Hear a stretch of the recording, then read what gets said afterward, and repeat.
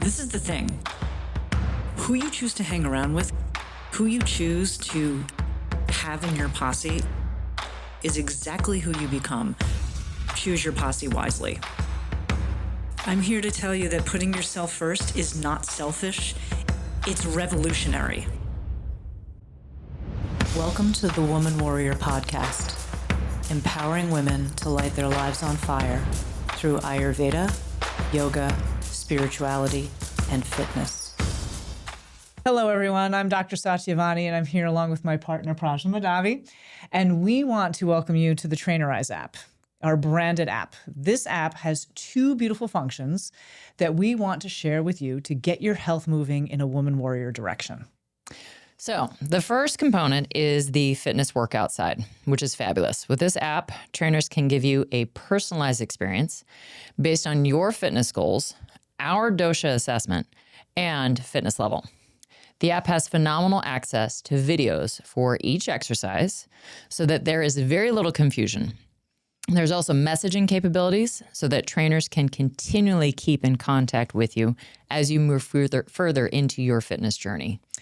The second component is the nutrition piece, because you cannot out-train a bad diet. After the initial assessment is taken, trainers can align your doshic diet to your specific exercise regimen, which means that eating more of what you need and less of what you don't. The recipes are then posted in the app where you can choose meals based on time, ingredients, and taste. And you can always refresh the menu if needed because you prefer something different. So with these two components, along with our Ayurvedic assessment, we'll give you a unique and individualized experience that you most likely cannot find anywhere else. I would agree with that. Mm-hmm. By using our personalized app, you'll gain knowledge of what your body needs and be on the road to becoming your best and brightest self. Welcome to our app. Jai Bhagwan, Women Warriors, and welcome to the Woman Warrior Podcast. I'm your host, Dr. Satyavani, and I'm your co-host, Prajna Madhavi. Welcome. The best, America's favorite co-host. Yes. Sure. Okay. That's about it. Okay. Yeah. Thank you so much for joining us, everybody. Yeah. See you next time. Today, my friends, we are moving along, as always, with our Yoga Sutras. And today we are talking about Aparigraha. And this is the concept of non-attachment, non-hoarding, not accumulation, greedlessness. And we are going to give you the 411 on some of that and tie it into all the things it is that we normally talk about. But I actually think that this is a very potent and pertinent topic for the ages right now. Yes. In the land of greed, where we tend to be right now, unfortunately. But before we dive into our topic and relate that to your life, we have some announcements. Yes. So what's hot? Okay. What's hot? So I'm going to start added this one in is the Woman Warrior Cleanse. So we are going to be doing this at Y6 off of Broadway, Studio B. And this is going to be, if you have been feeling sluggish, if you are feeling inflamed, if you are feeling just not quite right. Digestively challenged. Yes, digestively challenged. We have a 4-week program that we are basically going to be launching using the book, The Prime. Mm-hmm. And that is going to be starting in June. So it's basically 2 hours, 4 days total. Spread out. And then those 4 weeks plus a couple of weeks in between. So it's going to start on June 14th. And the next one will be on June 28th. And then we have July 19th and July 26th. So those are the 4 dates. It's going to be from 1 to 3. And we're going to just starting to get this information out there. It's just, the more we can get information out about digestive issues, inflammation issues, how to resolve them naturally through food, through just paying attention, being aware of what you're eating and putting into your mouth. Herbs and routines too. Mm-hmm. Herbs and routines, all of those things, we're going to take it. So we are just going to try and get as much information as we can. And the Prime is a good a good book to use this cleanse with. So What I'm excited about with this is that a lot of folks ask us about how do you do Ayurveda? So Ayurveda as the science of life, what is one of the pillars from a like practitioner standpoint is I don't want to have to see you all the time. Part of what we do is education so that you can treat yourself based on the knowledge. it's a little different from allopathic Yeah, medicine. just a way, just a little bit. Just a little bit different. We're not here to keep you on a rope that you're coming back every 4 weeks or every time you have an ailment, et cetera, but rather to give you education about what is happening inside of your body and that you can then become comfortable with being able to do things that like back in the day we all used to do, which were home remedies and things like that. But to really tackle some of the biggies and how all of this kind of full cleanse reset is actually a much more simple process, but is really made up of a series of routines. Yeah. So I'm excited about that. So if you are interested, as Praj said, in getting not only the information, but also how you can do Ayurveda for yourself and start to practice this science on a seasonal basis, this is an excellent entryway. And people are always looking to like cleanse, like spring is a great time to do this. And yeah, we'll be dipping into the summer, but the two best times to do it are from spring to summer, and then summer to fall is a huge transition. So it's something that can be repeated. Yeah. Yeah. Okay. And it is in person. Yes. So that's an important part. Those 4 sessions are in person. And you'll also get, video chats and communication with us as well throughout the process. Yep. So On our app. Yep. Speaking of which, the Trainerize app, we have the Trainerize app. And as always, we always want to encourage people to, if you can't join us in person for personal training, join us on the app. We've got multiple different ways to do that, different reasons to do that, different programs. So come join us on the Trainerize app. Yeah. I don't know what else to say. Absolutely. There's weight training programs, nutrition programs, which can be together or separate. We have our GLP-1 program, which you're going to talk about. Yep. And now we are going to have the Warrior Cleanse program that will be on that as well. And chances are there will be a maintenance program that will come from that as well. Okay. So, yeah, there's a lot of interaction happening there. Yeah. So that leads us to the GLP-1 program. We have the 3 tiers in that program on the app. We have people who need to lose 100 plus pounds or want to lose 100 plus pounds. We have people between 50 and 100. And then we have people who just want to lose a few pounds to maybe 50 pounds. So we tiered that up so that not everyone in those tiers is going to need the same thing. Right. Someone who needs to or wants to lose 100 plus pounds is not going to be on the same program as someone who just needs to lose or wants to lose 10. So, so it's going to be very different programming there. And again, this is for people who are either on a GLP-1, thinking about going on a GLP-1, or want to come off of a GLP-1. Yep. We're starting to see more and more things about the detriments of GLP-1s out there. Yes, there are benefits. And you can listen to our previous podcast. Yes. As to what all of that means. Yes. So yes, the benefits that people are getting from GLP-1, just imagine if you could actually do that naturally. So that is what we are basically wanting to encourage you to do. And what's the key with the Ayurvedic GLP-1 program that is different from taking a GLP-1? It's going to take longer. Yeah. But it's going to be a lot more sustainable and a lot healthier. And because you're going to learn how to sustain. That's right. You're going to learn how to sustain it instead of doing the same thing that you've always done, but now you just have something that's making you want that stuff less. Yes. Or faster. Yeah. Right. So it's a very different system. Yes. And it covers all facets of the self. We're not just looking at the physical body. Yeah. We're looking at it on all koshic layers. If you have been following this podcast, you know what we mean by that. If you haven't, it means that it's not just the physical, it's the energetic, it's the mental, emotional, it's your intuitive, and it is your spiritual. And when all of those pieces come together in this full human campaign, it makes it way more sustainable because it's really a lifestyle shift. Yeah. And then the last announcement is the AWP 2.0. Mainly just how it went we just had it last weekend and it was phenomenal. It was so great. What was your biggest takeaway from that? Biggest takeaway. I think the video that I did this last week of just being so grateful and having a lot of gratitude for the women that we have in the program. They're all so very motivated. Yes. I think this is one of the first times where we've had so many women that have very little context of Ayurveda. Yes. And so it's really exciting to see them start to integrate the practices and the ideas and the thoughts into their lives for the first time, never having really heard it before. Yeah. And that's really the population that we really want to reach. Yeah. We want to reach the people who have no experience with Ayurveda. People who've done yoga, you're going to have some experience with it. Yeah.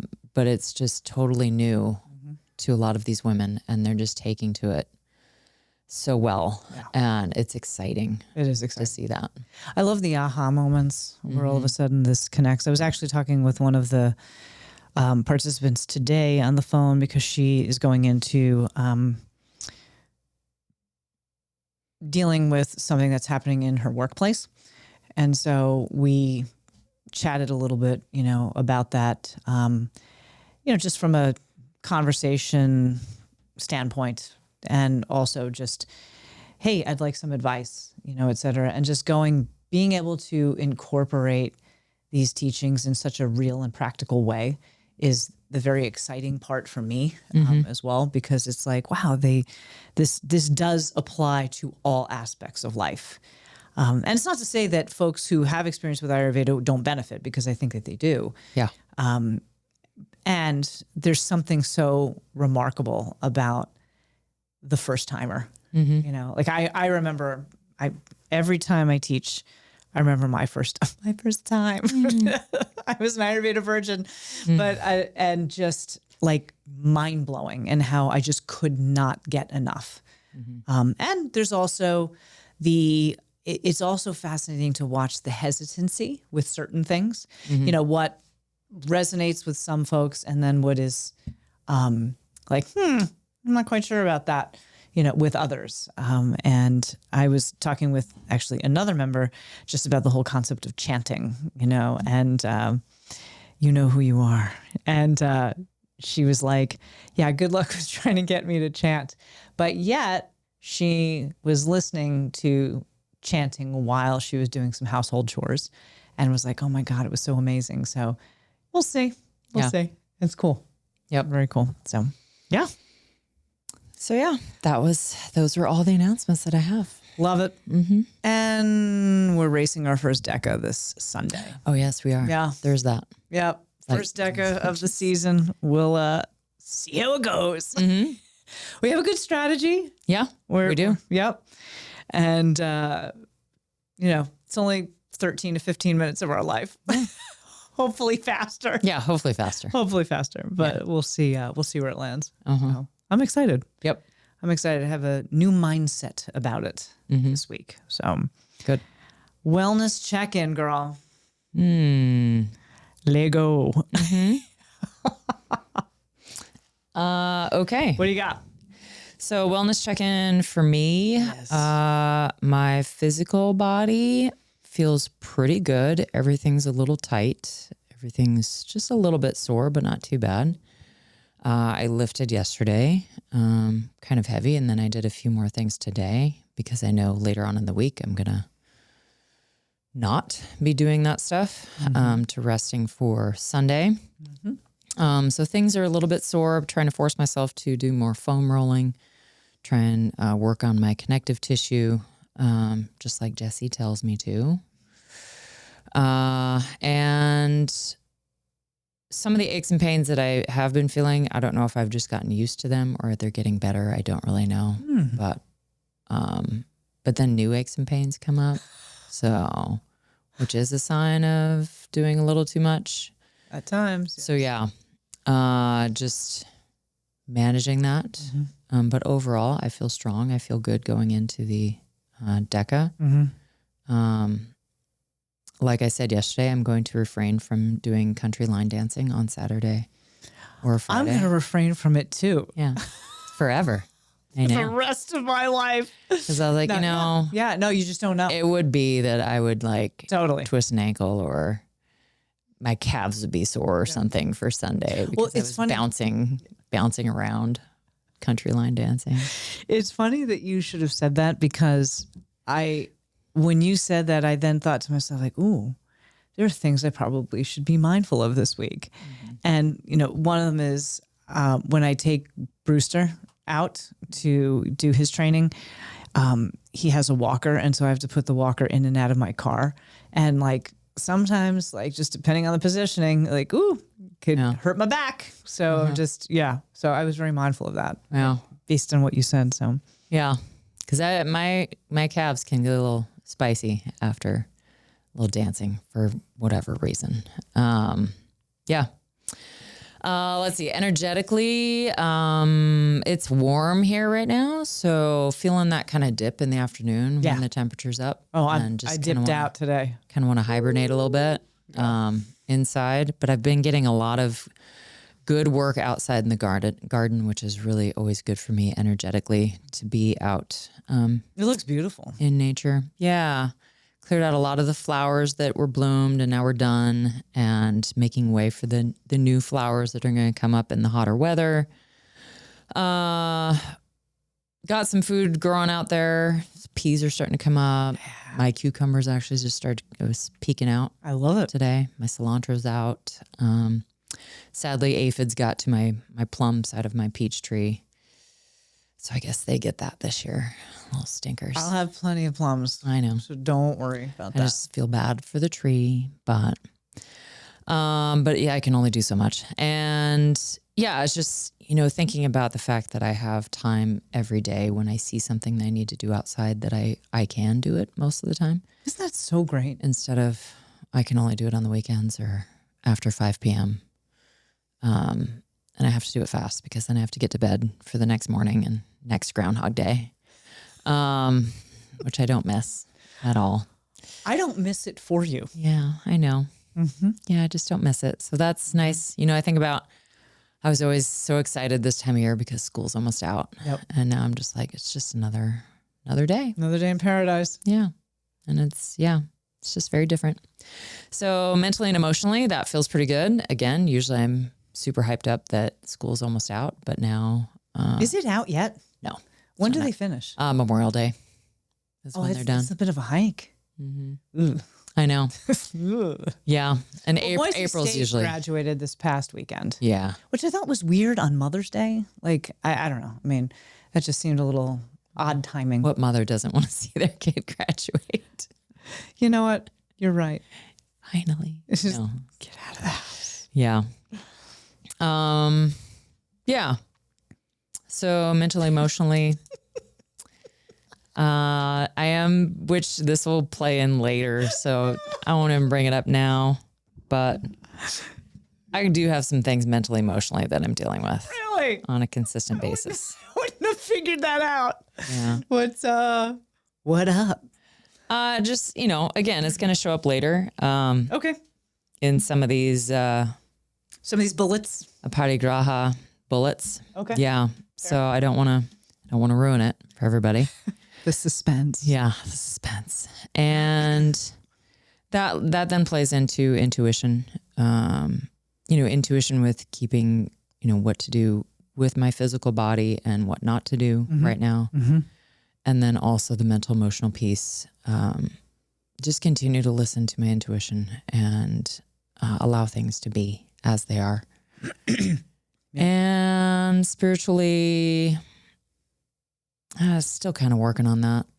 It's, the AWP 2.0 is definitely helping with that. Yeah. And being outside is helping. How is AWP 2.0 helping? Oh, the fact that we got to do yoga nidra, the fact that I get to lead meditation, just taking deep breaths, being in community. Yeah, all of those things help. So cool. So yeah, that's mine. How about yours? What's yours like? Mine's going to be in a salad right now. I'm not even going to go through all of them necessarily in order, but rather throw them into a bowl. Okay. The things I'm learning this week, or that I have over the past couple of weeks, is, and this does not come as a surprise to you, I overtrain and overfunction. And that became like very potent in our last training together with Grayson. Not from any particular standpoint, but when we were strategizing how we're going to race. And I thought that was fantastic. I became very mindful that some of the strategy was around making sure that I don't get re-injured. And that just, led me down the path of like, okay, why is this reoccurring? And I really have to pay attention to this.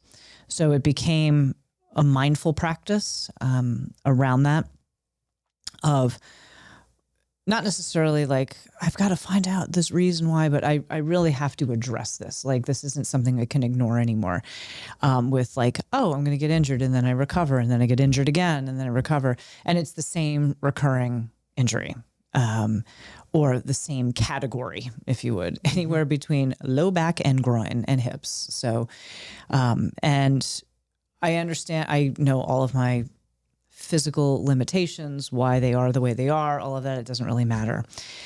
So I decided this week that I was going to bring the spiritual back into my physical practice, which has been very helpful. And not that the spiritual has been, isolated, but, when we're in training and we're very much in the body, sometimes the spiritual aspect of it, even though it's a very spiritual experience for me, sometimes the spiritual side of it does not penetrate, because, we're focused on like, okay, what does alignment look like? What does our splits look like? What does our transitions look like? Those kinds of things. So they're very mechanical in nature. And so this week, energetically, intuitively, spiritually, I was like, I'm going to pull in all of these resources to figure out how to live this week in preparation for our first qualifying race. And it's definitely been more like my tendency when I go to lift weights is heavy and hard. That's just how it goes with me. And I understand my personality around it and my constitution and all of the things. And what would it be like if you did not do that? So I'm experimenting with not doing that, really focusing on sleep and nutrition. Not that I don't focus on those things, but that's actually taking more center stage than the weightlifting and the erg work and all of that kind of stuff. And see where all of that lands. And I am feeling more recovered and less concerned about the injury because I'm doing those things. Yeah. Which is really, and you've been a huge influence in that, where you're just like, girl,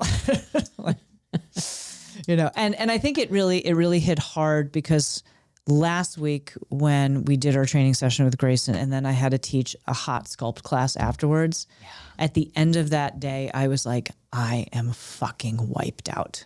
Yeah. And it wasn't that I like felt physically like I couldn't walk or, whatever, but just like, this is what fatigue feels like. This is what, and not sick fatigue, but just like, yeah, I today was a lot. Mm-hmm. Today was a lot. And And that, I think, is leading to me not, and I use this word lightly, achieving certain gains that I want to see because I'm overdoing and overfunctioning. And I think that there's an inflammatory, I know that there's an inflammatory response. And I know all the things. That's the thing. So even when, as a so-called expert in this field, the best laboratory is yourself. So I've been focusing more on getting out in the cool morning and walking. Like I've lifted, but light and less sets, and just making sure that the muscles and the tissues are staying supple and, like they're functioning well. Because I wasn't going to just like lay around and do nothing. But that's been huge. And then also just having a little bit more fun. Like, what do you know? Fun exists outside of like, I love all the things that we do. I love training my clients. I love training myself. I like when we hang out, all of those things. I love the work that we do in the world, and also like having some playtime. So I started watching the Hulk Hogan documentary. All right. on Netflix. It's really interesting. Yeah. Like did you watch it? No. Okay. I don't have Netflix. Oh, that's right. You don't have the flicks. It's really interesting. What I really appreciated about it is that it took me back to, he's, significant. Obviously he's dead now, but like, he was significantly older than us, but also it was like that 80s generation. And it went, like, it even talked about when he was asked to be in Rocky III, by Sylvester Stallone and all of that kind of thing. Because remember, he had that one cameo. And so it's just, it's fascinating. It's really fascinating. And like, and it brought back some of like the early old guard wrestlers. Like Jesse the Body Ventura, who, for the record, does not look anything like he used to look, even when he was a senator. So, but it was just, I'm like, I'm having fun with that. And then I went back to reading 10 pages a day. And that has been really fun. And then just spending more time with my kitties and Michael and all of that. So, so I just, going into this race, I have a softer touch. Which I'm excited to experiment with. What would it be like if this race was done relaxed? And I don't mean relaxed like you're not participating, but like just going in and doing the thing, and it's going to be okay. So it'll be interesting. That's it. I like that. Yeah. So it's been fun. It's been really fun. All right. That's the check-in. How are you guys doing? You know what? Share with us, right? Want to hear like what's going on in your lives. If you want to share, feel free to email us at info@thewomanwarrioracademy.com, or you can always write something in the comments on our YouTube channel, of which, by the way, we are at 311 subscribers. Nice. Thank you. Yes. It's very exciting. So public service message, or public service announcement, however you want to coin it. If you haven't hit subscribe on our YouTube channel, please do. And please share with folks. We are trucking towards 500. 500 that's a big threshold. And all of you who have been hanging out with us and have been supporting us, we so appreciate it. And please continue to share, because we're on the rise up, and it's exciting, and it's happening because of all of you. So today's topic, friends, Aparigraha, sustainability, non-greed, non-attachment in thoughts, words, and actions. Yet how do we still have a world full of overindulgence? So Praj, you posted this question of like, how do we still have a world full of overindulgence? What does Aparigraha vis-a-vis the world mean to you right now? What's going on in the world right now? Well, we're not very focused on sustainability. People are driven by how much money they can make and how much they can get. People are consistently attached to their things, people, items, political stances. And actually, when you started talking about this, the one thing that I thought about, since we are having people talk about our ladies in AWP 2.0, read the 5 Dharma types, is the Yuga that we are in. Yes. The Kali Yuga. And the era. Yes. The era of the merchant. Oh, yeah. Yeah. So that really, I don't know why I didn't think about that before, but that was really a light bulb that came on when, just as you were introducing this topic. And I was like, oh boy. Yeah. Yeah. In an age or an era of the merchant era is all about greed, money, sex. That doesn't mean that the merchant is bad. No. And that I think is based on also the Kali portion of that being quote destruction / transformation. The darkest light is before the dawn. So this has to happen. Yeah.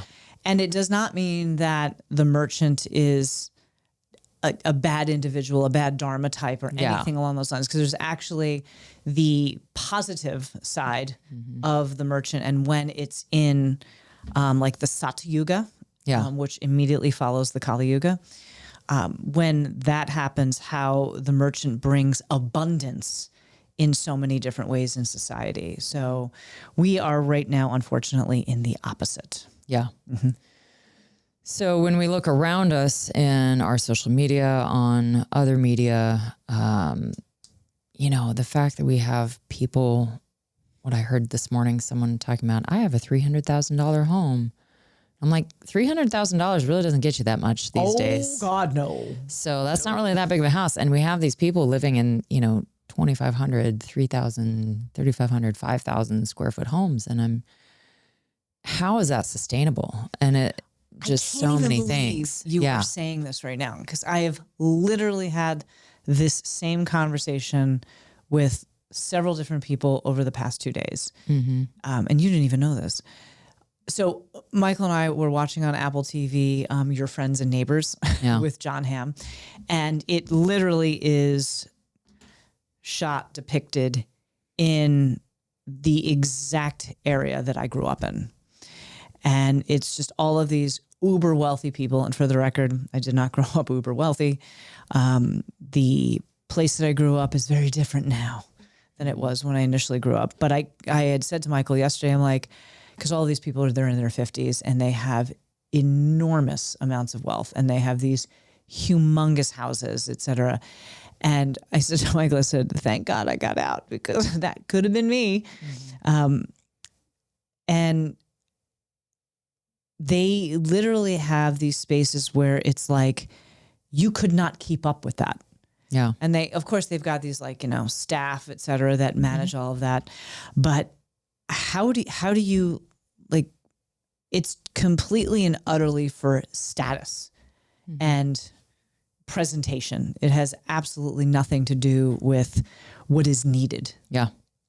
And that's something I really appreciate you saying that too, is a show like Schitt's Creek, because you have this family that had, millions of dollars and it was embezzled, but gone. But all they have is this little town that father bought for his son as a joke, and they have to move into this motel.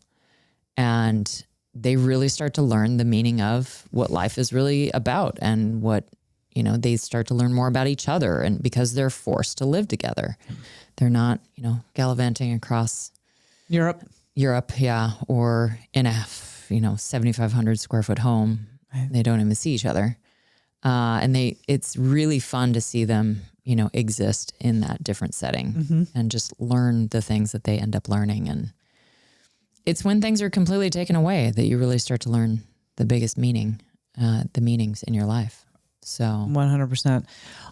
Michael and I were talking about that last night, because we were talking about how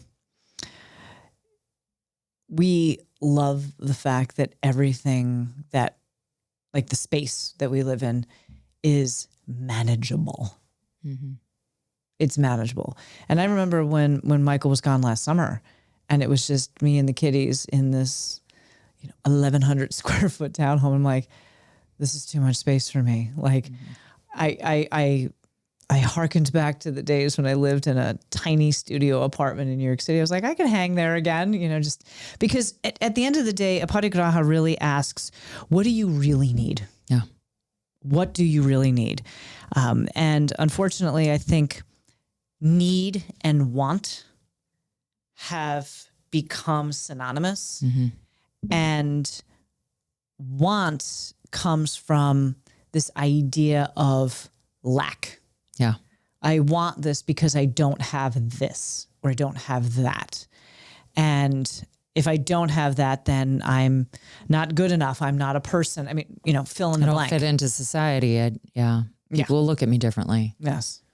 Yeah. And sustainability, non-attachment, which I think is also a huge piece, because Aparigraha, this idea of not hoarding, of not being greedy, doesn't just apply to stuff. It applies to, not being greedy with people's time. Yeah. Or co-opting people's ideas as your own, which we see happen all the time. Yeah. So it has way more meaning than just, I have a garage full of stuff and I can't park my car in it. Yeah.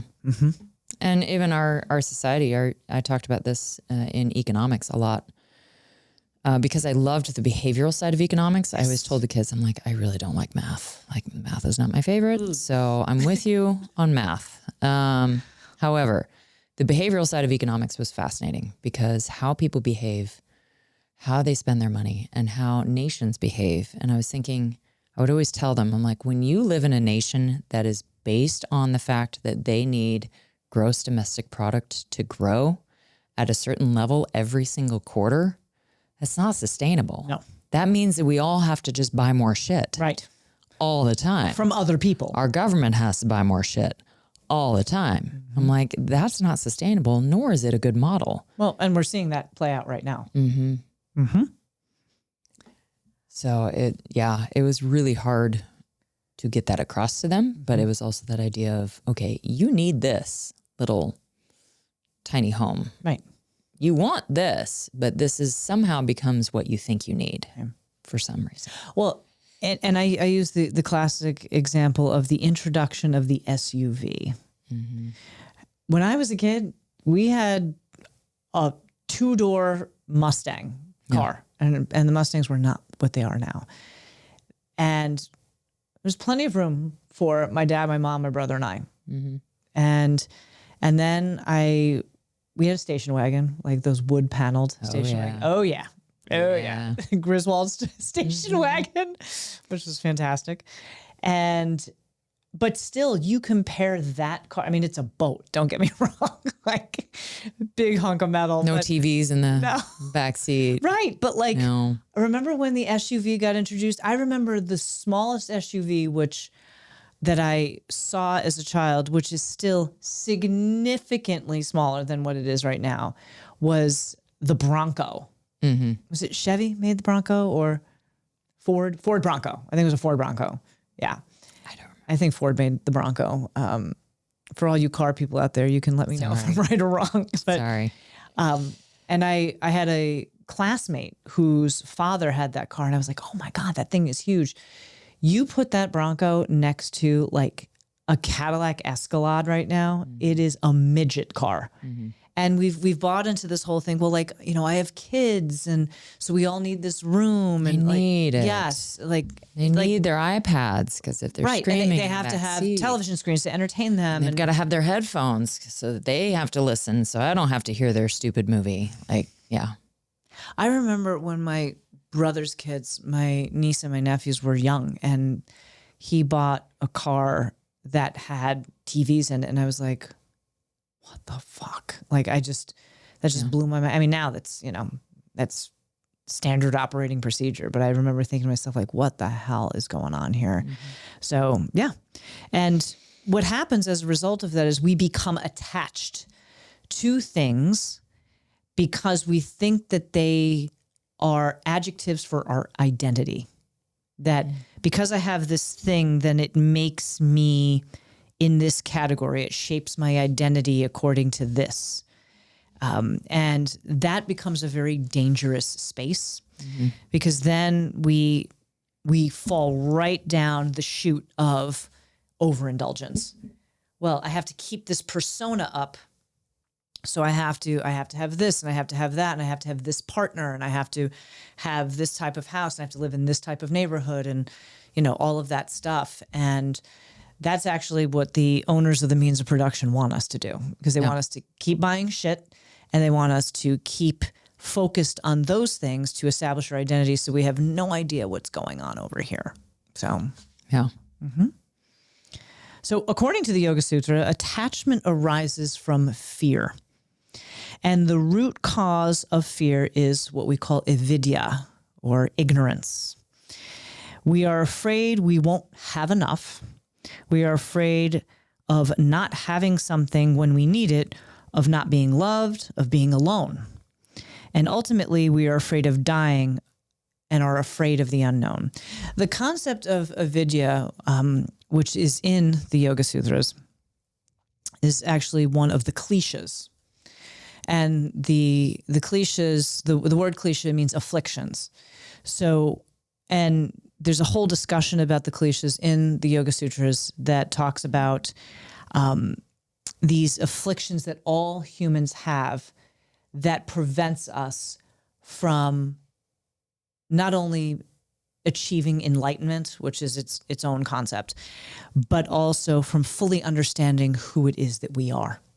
And so this idea of avidya, of this of ignorance, is the first klesha, and that is the ignorance of the self. We don't know who we truly are because we've tacked on all of these labels, and we've attached to all of this stuff, and we've built this identity around situations and objects and people and things and all of that. And so when we start to, from a spiritual perspective, really start to examine who we really are, which is what we're doing in AWP 2.0, there is an undoing. There is a peeling back of layers where, well, if I'm not a mom, if I am not an athlete, if I'm not fill in the blank with whatever label that is, then who am I really?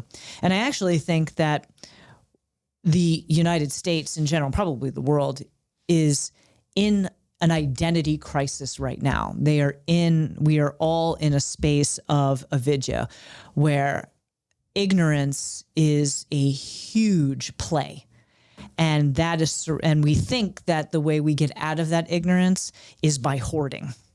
So Aparigraha, this idea of non-hoarding, and avidya, this idea of ignorance, are actually having this major interplay right now. And it's fascinating. So Yeah. So we've already kind of talked about it, but the number one thing on the list, or bullet point on the list, is material hoarding. So I think that's the most logical, the one that we see the most. Totally. Accumulating stuff as individuals and as societies, just like you were talking about, the microcosm and the macrocosm. We as a country have this societal idea that we just need more stuff, and we need, even the idea of urban sprawl that we've done as an American society of, let's just spread everything out. So then, that really kind of led moving out. And that led to the idea of now we need bigger cars because we're further away from each other. And so, it's going to take longer to get to each other. So we got to entertain ourselves while we're in the car. And we're versus, because we can't have silence. Yeah. To go see your grandmother, maybe it was just 5 blocks, back in the day, or upstairs, or in the same household for some cultures still. Mm-hmm. They live with you. So those important people in your life are no longer an hour and a half away. Right. They're right there with you. Yeah. And yes, there's maybe some side effects to that, but this is not one of them. No. Of hoarding, time and stuff. Basing an economy off of consuming, just like the GDP. If we constantly have to have, I really think this is at the root of the fact that we're in a $36 trillion deficit. That, and just that small tidbit. The fact that your refrigerator only lasts for 7 years, and then you have to buy another one. And then your water heater only lasts for 10 years, and you got to buy another one. It's based off of that concept of we're going to build shit products because we need people to buy a new one. We can't just fix it. You nailed that so hard. So about I'd say 3 or 4 months ago, I have a client who she and her husband own a appliance repair company that they started a million years ago. And I was over her house training her, and her husband's there, and they're both just some of the best humans I've ever met. And I actually just off the cuff asked her husband this question. I said, is there a way that I can stop my dryer from making that annoying buzzing sound when it's over? Because it's an older model. Like now, when people's dryers go off, it's like ding, ding, yeah. Yeah, like it makes this like beautiful melody. Mine goes, eh. I mean, it's horrible, right? And he actually said, oh yeah, actually you can. And so he was telling me about it. He actually showed me a picture on how to do it and the whole thing. And meanwhile, I'm thinking like, I'll just have one of your people come over the house and figure it out because I'm not going to be able to do this. But the point being, I said, or I could just buy, a more modern washer dryer. And he actually said to me, don't do that. Yeah, keep it. He said, it's going to last longer than a new one. That's exactly what he said. He's like, those older appliances, you can't kill them. Yeah. He's like, keep it, because he said the stuff that they have now, it's just like you said, it goes like this, turns over, and the technology's not that great. And I mean, it was really fascinating. So my furnace is from the 1970s. I'm like, I'm keeping that thing as long as I possibly can. 100%. Because it just keeps running. Yep. And my refrigerator, same thing. It's an older model. Mm-hmm. The one time it went out, it was the motor. You just replace the motor. Everything else is fine. I'm just like, I hope this thing lasts forever, because getting a new one, they just don't last. Yep. That's actually what Jared said to me about my car. Vehicles too. Yeah. They make vehicles like crap, and they put so much tech in them, you can't really even fix them if you wanted to and knew how. Yeah. Which is another play. My car, if I will keep that likely for another 8 to 10 years. Mm-hmm. And it's already 14 years old. Yeah. And still in impeccable condition. I see these folks who buy like, Teslas and everything, and they're bringing them in to get serviced. And that's become the norm. Yeah. So, yep. Material hoarding. Agreed. Yeah. And it's not just about the items themselves, but somebody's getting paid to fix it. So there's also that whole web of, you got to support the economy, because you got to support these people who are fixing this stuff. And I'm just like, but we wouldn't have to, and they could be doing something else. Yes. So it's a thing. It is a thing. Number 2. Yeah. Excessive expectations and control. Trying to micromanage situations, people, and outcomes rather than accepting life's natural flow. Yes. It's a big one for me. Oh, do tell. Oh, I've got control issues. Everybody knows that. I think I'm always trying to micromanage situations and people. Okay. Yeah. You know what? I think this is the time to bring up what you were saying in your check-in, right? Is this one of them? Yeah. Okay, let's go. It's just, anytime, if I've ever had relationship struggles, which not really existent right now, but has been, that I try to micromanage the situation. I try to control the situation. I try to think that somehow I can do something about it with what I say or with what I do, or how could I say this and not sound like I'm putting pressure on them, or how do I sound like the perfect girlfriend, or how do I fix this to where it's not my fault? I've done everything I possibly can. And that's micromanaging a situation instead of just letting it be what it's going to be. Mm-hmm. Like if they don't want to be with you, they don't want to be with you, and that's fine. Let them come forward if it's anything different. And otherwise, stop trying to be whatever you think they want. And I feel like that's a huge control thing for me, because I'm trying to control the situation. I don't like the outcome, so I'm trying to control it somehow. And it's usually in my head a lot of the times that I'm trying to control it. It's not even a dialogue. Doing anything out in the open. It's just in my head. I'm trying to control it, which hurts just me.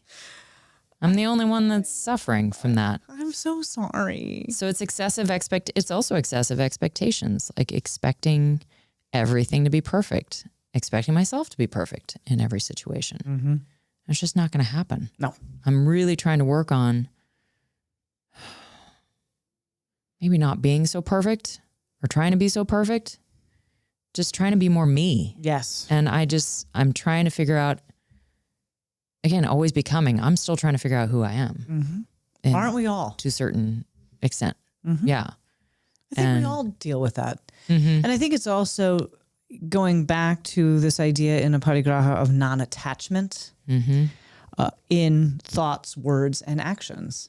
Because actually our thoughts can keep us so attached, more so than actually even our actions or our words. Yeah. Can really keep us attached. And like what I was saying earlier today about, I'm not going to be attached to, I have to do it this way in order for me to achieve this outcome when we have our race on Sunday. Like, what if I did it differently? And what if it doesn't work, quote unquote? Yeah. So what? Yeah. Like, not trying to find the cure for cancer here, people. We're just, trying to manage our expectations and allowing for life to just take its course. Yeah. Because at the end of the day, it's not that serious. Yeah. Number 3, go. Clinging to the past, holding on to past mistakes, old versions of yourself or themselves, or fear about future outcomes. Yeah. You know what I'm thinking about on this boat? Mm-hmm. Mm-hmm. Isn't this a great dinner? If this boat split in half, like the Titanic, which way would I run? Oh, yeah. Absolutely. Oh. Yeah, this is one I'm working on too. Sure. Holding on to past mistakes. Oh, God. I'm telling you, when you cross the threshold into 50, you don't give a shit about, I think I shared the story with you a couple of days ago about the whole idea of like past mistakes. Look, the reality is, people, that we are all living in the present, and we are responding to stimuli and situations that are happening in the present. If you feel like you can anticipate anything that's going to happen or ruminate about the past, you're setting yourself up to fail. So we're operating in the present, and whatever situation is presenting to us with that information, and we are responding accordingly, that's what we did in that present moment. This whole idea of like, well, why did you do this at that time? And why did you do this at this time, et cetera? Like, fuck that. Like, really, truly fuck that, because people don't know what those circumstances were. What headspace were you in at that time? Mm-hmm. What circumstances were happening in your life at that time that caused you to make this decision over this decision? We're not always in, and when you live in, especially in the States, when you live in an environment where it feels like it's a pressure cooker most of the time, and we don't have space to be able to make thoughtful decisions, or feel like we can't, because we can just say, I need some time to make a decision on this, take a step back, et cetera. But sometimes we don't feel that way. And so we make decisions accordingly. And sometimes they work out and sometimes they don't. Michael and I, a long time ago, when we started running yoga teacher trainings, we had Dr. Ray Long come in and do the anatomy and physiology piece of it. And he wrote these spectacular books on yoga and anatomy, et cetera. And they had all of these amazing like 3D diagrams that I had mentioned to you, et cetera. And then like you would read some of the text and it was like, there was a typo or this didn't quite make sense, et cetera, et cetera. And I remember people like critiquing it, and he gave very direct feedback. He's like, that's what happened at the time. Like, there'll be another edition that'll come out, and it'll, and that will get edited, et cetera, et cetera. So this whole idea of the first try or the first shot that it's got to be perfect is ridiculous. Yeah. Because that also causes us to hold on to past mistakes or have a snapshot of ourselves from the past, et cetera. Mm-hmm. Yep. Performance oriented. Comparing one's progress to others, life to others, physicality to others. Ooh. We see this a lot in our world. Yes, we do. once again, attachment, and believe it or not, greed is actually embedded in this, because we can be greedy of wanting to look like someone else, have a life like someone else. I mean, we've built a whole culture around that with Hollywood and celebrity and all of that. So, yeah. Yeah, I would say, Instagram, influencers that, look a certain way. Yeah. Have you seen the videos of the women putting like foam in their backsides underneath their shorts for like videos and stuff? You showed me this once. Oh, okay. Yeah, I found that fascinating. I was like, oh, so that butt that looks perfect in that photo is just a couple of foam implants.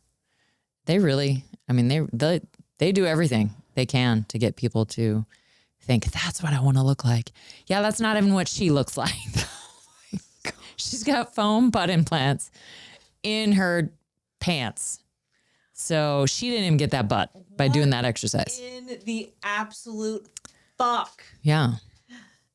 This is, okay, the whole idea of being an influencer, which became a thing. I'll tell you exactly when I remember that became a thing.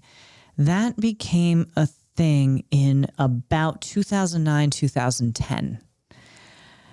And it is the most ridiculous, invented, non-job job that I have ever seen or heard of in my life. It is the fakest thing that has ever been invented. Yeah. And the term wanting to be an influencer, like that's not really a positive term. No. I want to influence other people. Right. What exactly? To do what I want them to do. Right. And I remember sketchy. What did I at one point in time, I remember hearing, I don't know whether I saw this online or in a movie, but young people getting interviewed about what they wanted to do as a profession. Oh, yeah. Where did I see that? Well, I saw a video, I think it was on 60 Minutes once, that it was about the fact that TikTok, China gives us American version of TikTok very different to what they give their kids in China. Yes. In China, kids are watching science experiments and, how to get to the moon and like gorillas eating bamboo, like nature stuff. And and people here, kids here are getting the Kelly crap. Osbourne on GLP-1s. Yeah, the crap that they're getting. And like, that's on purpose. Like they are literally influencing our kids in a different way, to where in China, the number one, profession that kids want to be is a scientist or an astronaut. And here the number one is I want to be an influencer. And so they got us. Gotcha, bitch. They got us. Inside joke, people. They hook, line, and sinker. Like you've heard the story about, I forget which Russian it was, but I think it was a head of state at some point that said, we're going to get you from the inside out. Mm-hmm. From the Politburo? Mm-hmm. Like, we're going to get you from the inside out. And not wrong. I think it's worked. Oh, 100% it's worked. Mm-hmm. Yep. So. Yeah. But going back to these bullets, comparing one's progress to others, your life to other people, or physical appearance to others is... I mean, we race decas. We kind of do the same thing. Mm-hmm. We're comparing our progress to others, sort of. Yes, in sport. One. Yeah, in time only. Right, in time and in sport. You get. I don't care what other people look like. Yeah. And there's certainly people who race faster than we do that don't look like us. Yes, and live a life that I would not want to have. Yeah. Mm-hmm. Very true. So, yeah. And then finally, number 5, friends, in this Aparigraha, this non-greed, non-attachment, etc. area, is lack of generosity, holding tightly to time, energy, and knowledge instead of sharing it with others. This I see a lot in the yoga world, believe it or not. I also the personal training and world. The personal training world. There's a trainer for everyone, and there are some people who don't see that. Yeah. They think that, I'm I'm the person, I have to hoard clients. I have to be everything to everybody when that is absolutely impossible. One of the things that I really appreciate about the motto with BNI is givers gain. Like there is this whole idea of, it's very karmic in nature. If I give, I gain so much more from that. I gain experience. I gain reciprocity. I gain so much more by giving. And as one of our colleagues would say, people over profits. And I think that when people lack generosity, there is an underlying fear there. It's kind of like a Christmas Carol. Yeah. Scrooge. Like I got to hoard all of these things. I got to keep control on top of people because I fear that I won't have enough. And at the end of the day, we're all going to die. Mm-hmm. That's ultimately, from a Vedic standpoint, what people are afraid of. They are afraid of death, fear of bodily death. And as the great Ulasini Shakti said to us several podcasts ago, that's non-negotiable. That is going to happen. It's not an option. No, it's not an option. So be generous, friends. So let's flip these on their head. If you want to be sustainable, if you want to be greedless, if you want to practice non-attachment to things, don't hoard. Don't have these excessive expectations or try to control issues. Now, that doesn't mean that you don't have standards, or a creed or a code by which you live. I will do this, I won't do that, based on your own personal code. But having excessive expectations of others or trying to control situations of others or even yourself is it's energetically draining. Mm-hmm. Don't cling to the past. Live in the present, friends. Like the best thing that you can do to be not attached is to be here. And I see that with animals. Yeah. Like when you are with Bonsai, it's like his whole world is right there. Mm-hmm. The same thing with my kitties. Like they don't even think about the fact that a dog chased them down the street 10 minutes earlier. Like animals are so present. And don't feel like your performance makes you a person or doesn't make you a person. And then finally, be generous. Yeah. I think those are great. Mm-hmm. So what's the truth bomb, girl? All right. The truth bomb. This is a good one. I've seen this a few times. Yeah. So I thought it was very fitting for this today. Aparigraha. What the fuck are you afraid of? Death? We're all gonna die. Bankruptcy? You can make it all back. Shame? Everyone will forget in a week. Rejection? It happens to everyone. Failure? It's part of the path. Judgment? They'll judge you anyway. Losing people? Not all are meant to stay. Making mistakes? You'll survive them. Taking risks? Regret hurts more. Live every day like it's your last. I love that. Yeah. What the fuck are you afraid of? Yeah. Mm-hmm. That was a big one for me. Yeah. Because I've been afraid of some of these. This hits all of it. Mm-hmm. This hits all of it. Death, bankruptcy, shame, rejection, failure, judgment, losing people, making mistakes, and taking risks. And guess what? You will survive. Yeah. You will survive. I especially like the shame everyone's going to forget in a week. Nowadays, it's like everyone's going to forget in a day. Yeah. Because nobody really pays attention too much. Mm-hmm. So, yeah. All right. Anything else? No. All right. That was it. Friends, family, we are so happy that you joined us today. Thank you so much. Let's practice sustainability, greedlessness, and non-attachment so that you don't feel bogged down with overindulgence or having to keep up. Because you don't. You really don't. So thank you so much for joining us, everybody. Please do subscribe to our YouTube channel, The Woman Warrior Academy. And if you have any questions, email us, info@thewomanwarrioracademy.com. Or if there's something that you'd like to see on this podcast, or if you ever have any questions, comments in the notes, the show notes, feel free to do that. We love you. And if you are interested in our GLP-1 program or any of the programs that we have on our app because you are not here in person, please visit our website at thewomanwarrioracademy.com and you'll find all the links. Thank you so much for joining us, everybody. We appreciate you. And Jai Bhagwan, may your soul be victorious.